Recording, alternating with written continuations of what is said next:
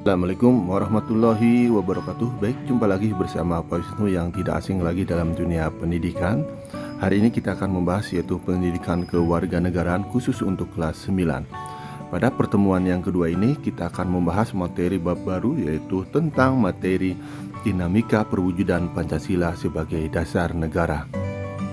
Tujuan pembelajaran adalah salah satu yang harus kalian pahami adalah tujuan pembelajaran bab 1 ini.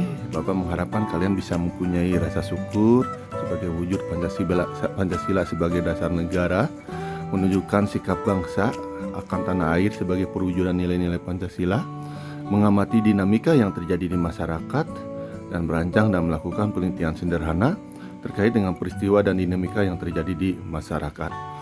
Jadi anak-anakku, sekarang kita akan membahas penerapan Pancasila dari masa ke masa.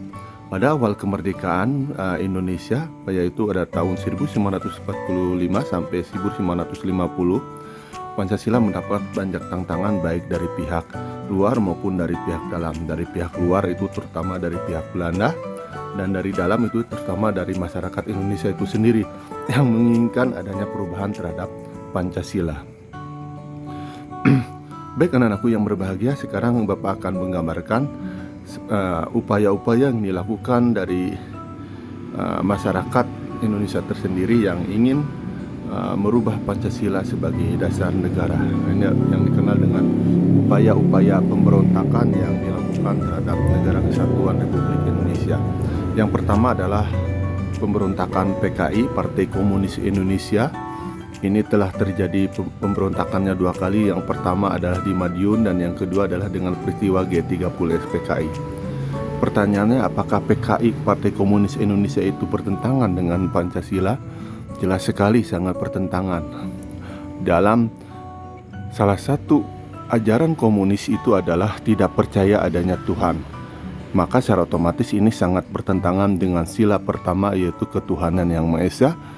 Berarti di situ sangat jelas pertentangannya antara komunis dan Pancasila.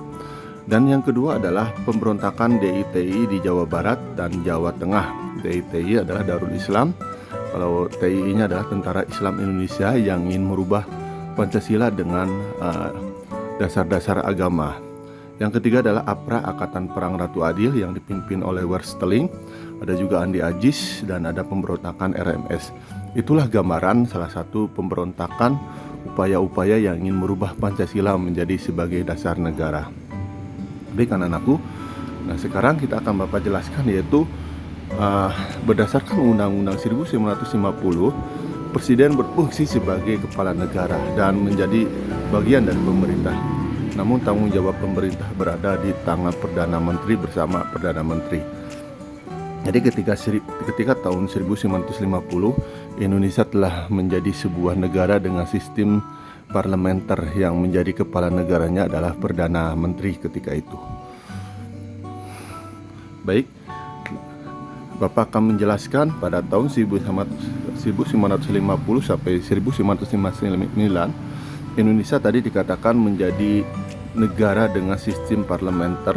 Nah, sehingga Indonesia ketika itu menjadi sistem dalam ideologinya, dari Pancasilanya lebih cenderung kepada sistem ideologi liberal. Hal ini ternyata tidak menjamin stabilitas pemerintahan. Seperti apa ideologi liberal itu? Ideologi liberal itu biasanya adalah ideologi yang diadopsi oleh negara-negara seperti Amerika Serikat dan negara-negara di kawasan Eropa. Intinya adalah liberal itu adalah memberikan kebebasan individu sebebas-bebasnya untuk menentukan hidup. Yang jelas apabila ini kita kaji, liberal ini bisa dikatakan sangat bertentangan sekali dengan nilai-nilai kebersamaan dan nilai-nilai kemanusiaan. Karena di situ cenderung lebih memonopoli kehidupan. Siapa yang kuat, dia yang dapat. Yang lemah mungkin akan tersingkirkan. Itulah yang terjadi di negara liberal seperti itu. Baik anak-anakku, itulah sedikit gambaran untuk pertemuan pertama untuk proses perjalanan penerapan Pancasila dari masa ke masa.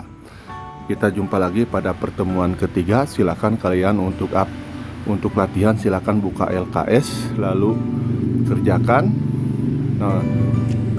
Jangan lupa absen itu di YouTube dengan menyebutkan nama dan kelas. Terima kasih. Wassalamualaikum warahmatullahi wabarakatuh.